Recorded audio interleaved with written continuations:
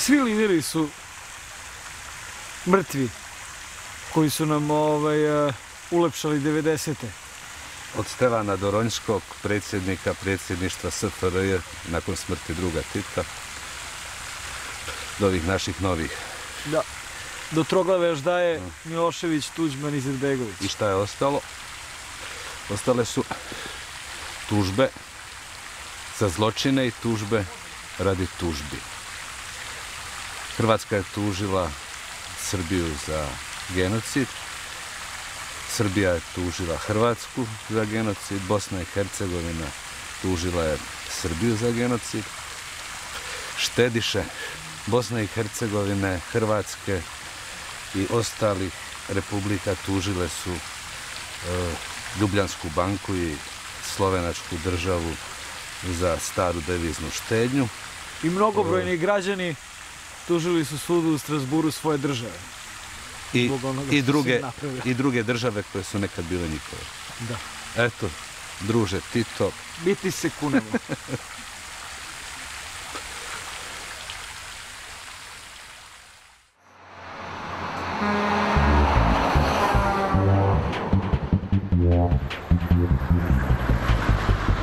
Kunem ti se, prekasno su prestali da ga proizvode. Na Juga, mislim. Slušaj, evo nešto za nas. Dušan Radović Kondor je zaklan jer je klao. Na pragu komande, na samom pragu pakla, brat ga zaklane žrtve nožem zaklan. Zaklan Kondor pade u jesenju travu, osvetnik dopade i odseče mu glavu. A odsečena je glava kose plave, više od žive govorila glave. Da se nismo odmakli od pakla, ako je strelac streljan, ako je koljač zaklan. Znaš čega sam se setio? Da smo recimo u Jasenovcu počeli da čitamo spisak onih jasenovačkih žrtava, bismo ga ovdje još uvijek čitali. A ja mislim do Gevgelije i natrag i još ne bi bili gotovi.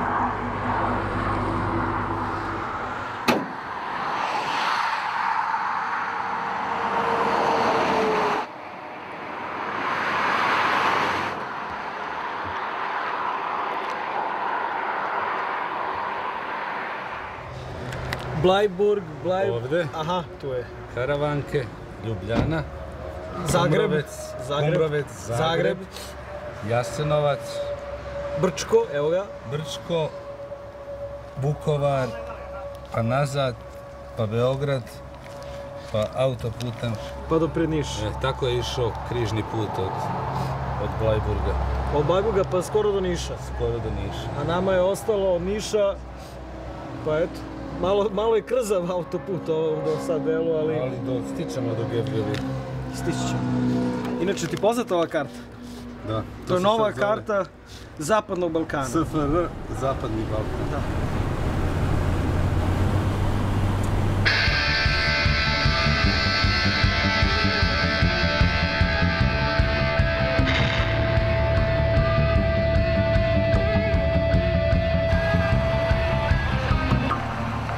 Dakle, Srbija Makedoniji negira mjesto njenog rođenja, Grčka joj negira ime, Bugarska joj negira identitet, jezik i naroda.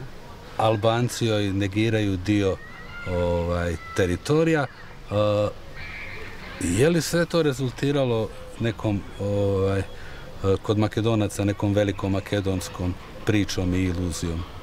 Ono na što smo nije svedoci je jedan proces na revizija na istorijata, na potraga po nekoj antički koreni, na prezemanje, bi rekla, na nasledstvo koje što se identifikujeme so Aleksandar Makedonski i sita njegovi podvizi slavni.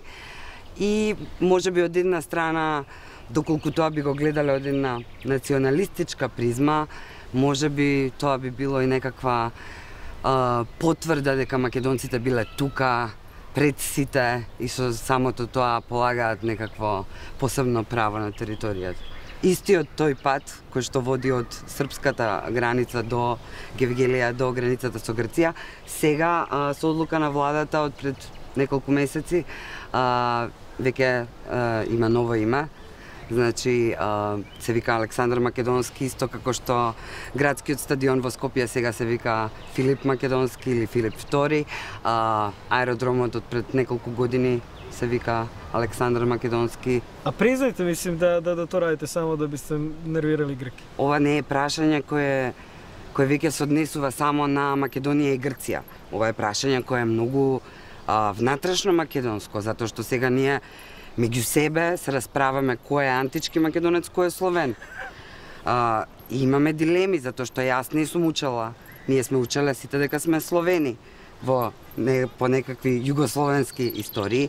Денеска ние имаме обиди за ревизионирана историја во која што се вели дека словените кога дошле, тука всушност имало многу повеќе антички македонци, словените не биле толку многу и затоа античкиот ген преовладува, а не оној на словените.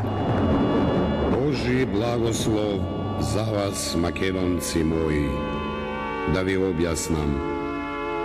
Вашата мајка земја со 3 раси ја населив. Белата, македоноиди, жолтата, монголоиди и црната, негриди. Преостанатите сите мулати. Од вас, македонците, потомците на Македон, белата раса ја зачнав и од кај вас започнато се до Јапонското море. Минеко, видиш овај јарбол овде, се застава. Е па, више него дупло више. Колко je visok taj arbol ovde u sred Skoplja, pored Vardara, naći će se spomenik Aleksandru Makedonskom na Bukefalu. Ne znam na koju će stranu da gledam. Ali u svakom slučaju... Kakve veze Aleksandar Makedonski ima s Makedonijom? Mislite da je prezime zajedničko. Da. I po svoj prilici taj sastanak kod konja ovde u Skoplju će da bude vrlo komplikovan jer će konj da bude preveliki. Celo Skoplje će moći da se nađe kod tog jednog konja i zato sam čuo da je makedonska vlada odlučila da napravi još sijaset manjih figura poređenih oko Aleksandra Makedonskog i Bukefala, na kojima bi mladi ljudi mogli da se nalaze. Konkretno ćemo kod Filipa II. Brate, ćemo kod ovoga, ne znam da će da stave tu i Aristotela možda kao njegovog učitelja, Goce Delčev sigurno, možda i Josip Broz Tito. U svakom slučaju kod konja u 8.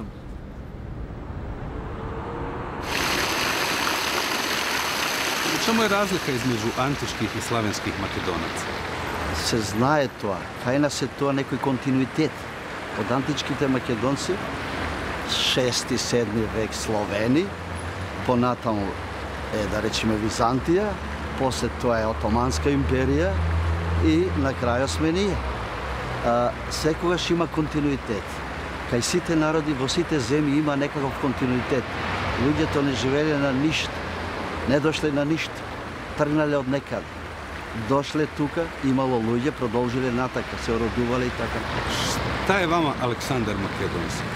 Ние го носиме тоа име, можете да го наречете културно наследство на Македонија, можете да го наречете наследство воопште, можете да наречете дека сме некакви потомци, но јас би му препорачал на сите македонци, на сите бугари, на сите грци, на сите срби, на сите албанци и плюс на целиот свет да можат да го величат Александар како сите што го знаат, како голема историска личност, може да се изградат споменици во Тирана, во Атина, во Софија, во Белград, во Лондон, во Букуреш и секаде. Значи, исто така може и во Скопје.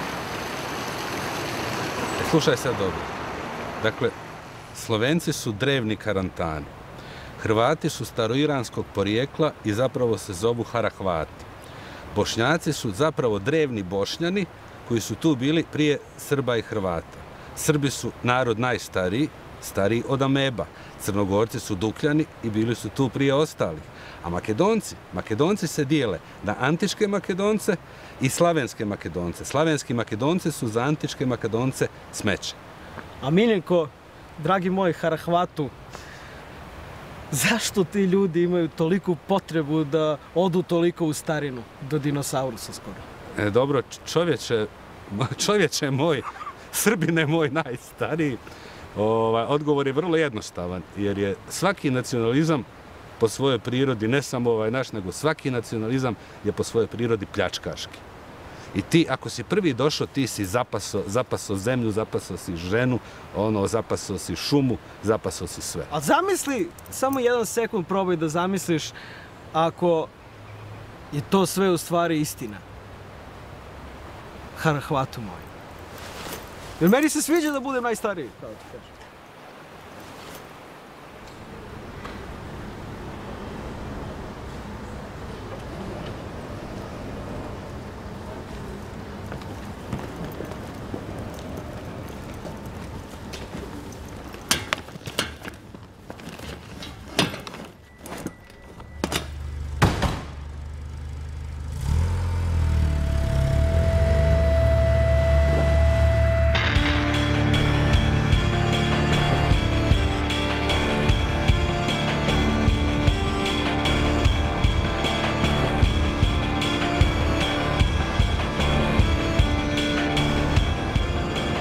Znači ovako Miljenko izgleda od Triglava do Vardara. I još ova krntija koja nema gdje nas nije prodala. Ja stvarno ne znam, evo. U stvari najviše su me smorile granice. Pa da. Ako jednom budemo u Evropskoj uniji, onda će između nas biti Schengen, pa će se prolaziti slobodno. I šta smo uradili? Ništa. I gdje smo bili? Nigde. I šta sad tu imaš umjesto jedne, imaš 6 država u kojima svako može da glumi budalu do mile volje. Izgleda da je u tome i poenta. Da, ne znam. Naša ne, ali nečija da. Vjerovatno je problem u tome što veliki broj tih ljudi ne shvataju to da čovjek može biti Makedonac, Srbin, Hrvat ili Albanac, a i da ne bude pri tome budala. Kod nas ljudi misle da moraš biti budala da bi bio neko. Samo dvije vrste objekata svatu duž puta bratstva i jedinstva. Jedno su crkve ili džamije, a drugo su benzinske pumpe. Eto, na to ti se cijela priča o identitetu, slobodi i nezavisnosti svodi. Ja se nadam da će uskoro neka od tih tvojih pumpi, što ćemo da ga izduvamo iza benzina sa strane. Misliš?